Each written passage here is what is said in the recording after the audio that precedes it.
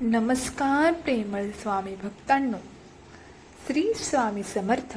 जय जय स्वामी समर्थ.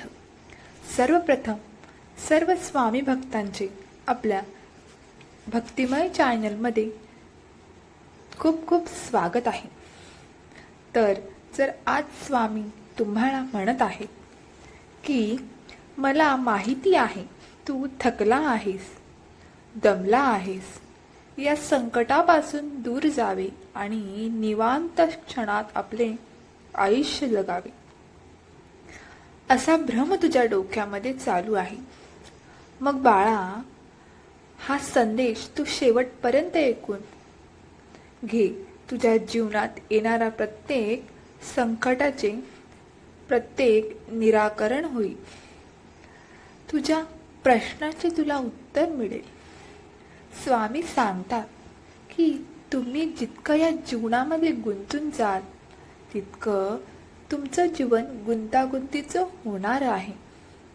तुम्ही जर जीवनाचा खरा अर्थ जाणून घ्या, जग काय आहे, यातील लोक कसे आहेत आणि तुम्ही काय करत आहात, हे ज्या दिवशी तुम्ही ओळखाल त्या दिवशी स्वामीस आणि तुमच्यामध्ये अंतर हे खूपच कमी राहणार आहे.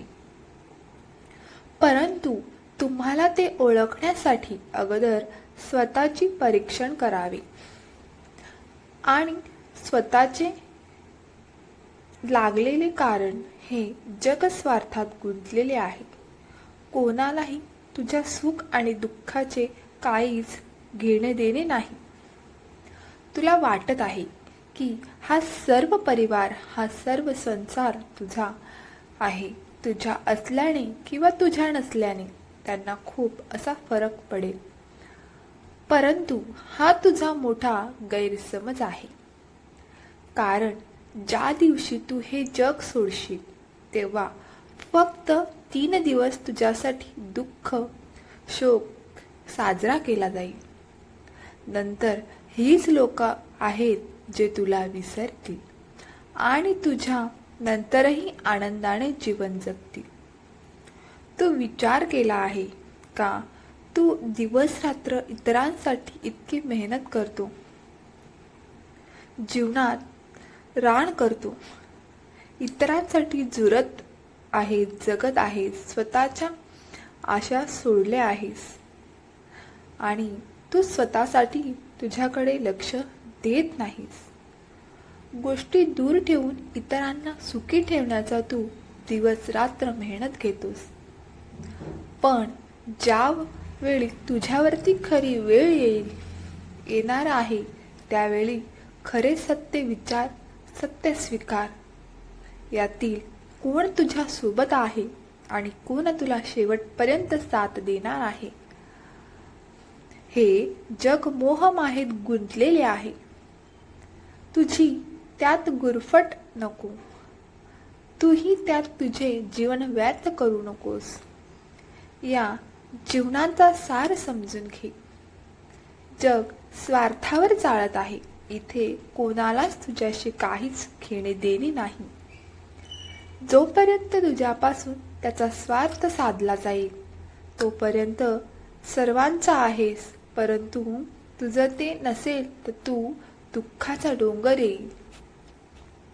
ज्यावेळी तुला याच लोकांची गरज असेल त्यावेळी मात्र तू एकटा असशील, हे मात्र विसरू नकोस. आणि त्यावेळी तुला आठवण येईल ती फक्त तुझ्या परमात्म्याची, तुझ्या ईश्वराची, ज्यांनी तुला हे जीवन दिलं आहे. मग त्यावेळीची वाट का पाहतोस? आजपासूनच सुरुवात कर आणि त्यांची सेवा कर. त्यांना आपलंसं करून घे. नाहीतर वेळ पडल्यानंतर तेही तुझ्याकडे येणार नाहीत. अशी वेळ तू स्वतः आणू नकोस. कारण या देवाने तुला हे इतके अमूल्य जीवन दिले आहे, ते तू आनंदाने कितीही कोणासाठी केलेस तरी ते तुला होणार नाही. आणि तुझ्या जीवनासाठी जर तू आजपासून नामस्मरणात गुंतून राहशील सत्कार्य करशील, जीवनाचा उद्धार करण्यासाठी आपल्या दोन्हीत गुणधर्म असेल, त्यावेळेस तुझा आणि परमेश्वराचा शब्द हा एकच असेल. त्यावेळेस तुझा आणि परमेश्वराचा शब्द हा एकच असेल की बाळा, घाबरू नकोस, मीही तुझ्यासाठी येत आहे. कारण हा देव तुझी भक्ती पाहून तुला कधीही एकटे सोडणार नाही आणि कधीही तू वाऱ्यावर राहणार नाही. कारण या देवाने तुला आपलंसं केलं आहे, आपलं बाळ समजलं आहे. तुझ्यावरती तो अतोनात प्रेम करत आहे. तुझा मार्ग सोडू नको. जाणून घे, जग आपलं करण्यासाठी अपुरा पडेल तेव्हा तू तुझ्यासाठी स्वतः काहीतरी सिद्ध करून दाखवशील. नाहीतर इथे येणारा प्रत्येक जण तुला म्हणेल, याने आमच्यासाठी केलंच काय. हे ऐकून तुला जो त्रास होणार आहे तो तुझ्या गगनात सुद्धा मावणार नाही. हे जग स्वार्थावर चालत. येथे प्रत्येकाला आपल्या सुखाचा आणि आपल्या भवितव्याचा विचार आहे. तू कोणासाठीही कितीही केलंस तरीही तू एक निर्मळ पाण्याचा झरा आहेस.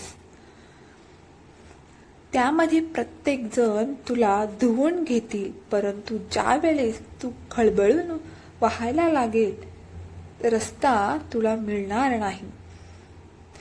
तू त्याच्यामध्ये तू अडकून राहशील. त्यावेळी मात्र तुला स्वतःच्या तुझ्यासाठी मार्ग तयार करावे लागेल. हे लोक, हे दगड, धोंडे, काटे तुला कधीही मार्ग मोकळा करून देत नाहीत. जीवन हे सत्याने चालायचे आहे. इतरांना गुंतून राहता आपल्या पायाला भक्कम बनव आणि आपल्या जिद्दीवर जीवन जग. बाकी सर्व या परमेश्वरावर सोपवून दे. कारण हा परमेश्वर कधीही तुला एकटे सोडणार नाही. तुझ्या संकटामध्ये कितीही तुझी परीक्षा घेणार नाही. देवाने तुला आपलंसं केलं आहे, ते कधीही तुला एकट्यामध्ये सोडणार नाही.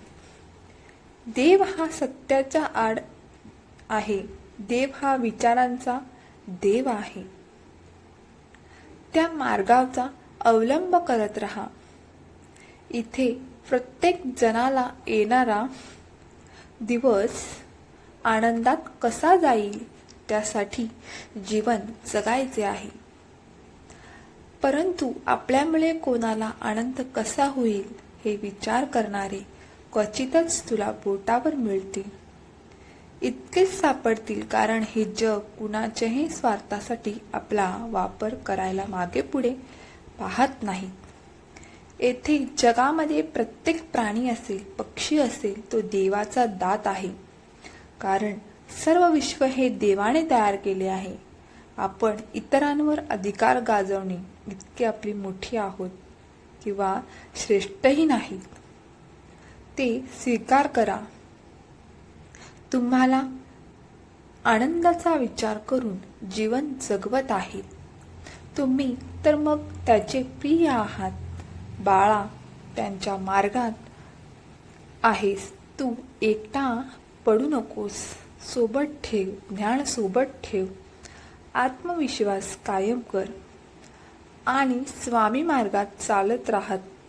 येणारा प्रत्येक अडचणीचा, संकटाचा दिवस स्वामी आनंदाने आणि सुखाने एका क्षणात तुझ्यापासून दूर करतील.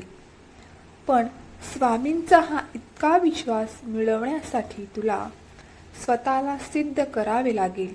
स्वतःला स्वामीचरणी अर्पण करावे लागेल. ज्या दिवशी तू स्वामींचा होशील त्या दिवशी स्वामी तुला आशीर्वाद म्हणून, तुझं बाळ म्हणून स्वीकार करतील. आणि ज्या दिवशी तू स्वामींचं बाळ म्हणून स्वामींचा हात तुझ्या डोक्यावरती मिळेल त्या दिवशी तू जगातील सर्वात श्रीमंत आणि उत्कृष्ट व्यक्ती मानला जाशील.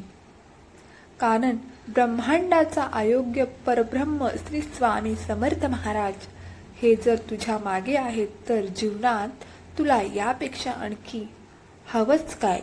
ज्या दिवशी तू स्वामी मार्गात आलास त्याच दिवशी स्वामींनी तुझे चरण त्यांच्या चरणाशी ठेवले. कारण तूही स्वामी सेवेत गुंतला आहेस आणि तू सुद्धा लोकांचा आदर्श बनला आहेस. तुझ्या स्वामीसाठी. श्री स्वामी समर्थ. जय जय स्वामी समर्थ. धन्यवाद.